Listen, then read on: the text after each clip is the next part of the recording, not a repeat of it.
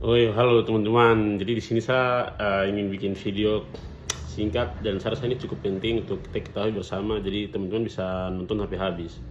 Video ini tentang menurunnya IHSG mencapai 7% di Indonesia dan ini dampaknya bisa terjadi krisis 98. Jadi IHSG sendiri itu merupakan indeks harga saham gabungan. Fungsinya dia mengukur tentang harga saham yang ada di Bursa Efek Indonesia. Jadi saya akan ambil contoh singkat. Contoh singkat itu seperti jika IHSG ini mengalami penaikan, maka investor akan berani untuk berinvestasi di Indonesia. Tapi jika IHSG ini mengalami penurunan, maka investor tidak berani untuk berinvestasi di Indonesia. Jadi penyebab IHSG itu mengalami penurunan tentu saja ada dua faktor. Yang pertama faktor eksternal maupun internal. Faktor eksternal sendiri itu dipengaruhi oleh faktor global. Jadi tentang isu-isu yang terjadi di luar seperti perang Rusia Ukraina dan lain sebagainya. Tapi tentu sini yang jadi perhatian utama adalah faktor internal juga yang terjadi di dalam Indonesia. Jadi yang pertama seperti pemangkasan anggaran yang dilakukan oleh Presiden Prabowo atau pemerintah.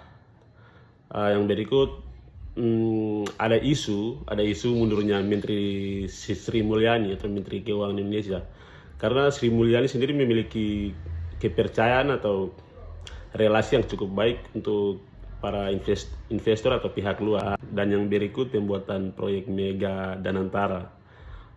Terus yang berikutnya juga ada faktor korupsi, dan kita tahu beberapa tahun ini dari awal bulan sampai sekarang sudah ada 2 mega korupsi yang terjadi di Indonesia. Itu menjadi faktor penting juga kenapa IHSG bisa menurun. Jadi di sini langsung saja ada dampak negatifnya tuh nanti akan terasa sekali bagi Indonesia sendiri. Jadi nanti dampak negatifnya tuh akan seperti hilangnya kepercayaan para investor untuk berinvestasi di Indonesia seperti tadi yang sudah jelaskan. Berikut akan munculnya ketidakpastian ekonomi yang terjadi di Indonesia karena menurunnya IHSG. Dan yang berikut juga dampak yang terjadi pada perusahaan, nanti akan sulit mendapatkan pendanaan. Dan nanti dampak yang akan terjadi pada pemerintahan tentu saja penerimaan pajak akan sangat-sangat menurun karena kita tahu pihak luar tidak mau berinvestasi di Indonesia, sehingga nanti akan terjadi defisit anggaran. Jadi pengeluaran negara akan lebih besar daripada pemasukan negara, dan itu utang Indonesia akan lebih meningkat lagi dan sangat bahaya. Yang berikut akan terjadi dampak kepada masyarakat yang cukup banyak.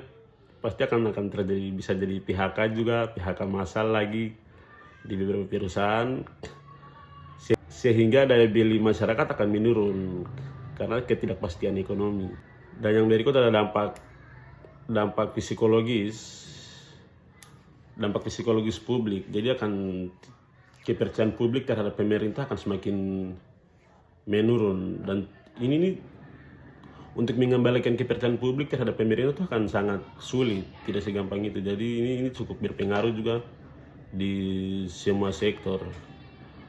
Terus masih ada banyak sektor juga, tapi kurang lebihnya seperti itu. Jadi saya harap pemerintah bisa cukup serius untuk mengatasi hal ini, mengambil kebijakan yang baik, karena ini berdampak bukan hanya pada investor saja, tapi kepada masyarakat juga, seperti tadi dampak-dampak yang sudah saya sebutkan. Dan ini bisa memicu krisis yang terjadi di 98 yang kita ketahui bersama. Terima kasih teman-teman yang sudah nonton sampai selesai. See you.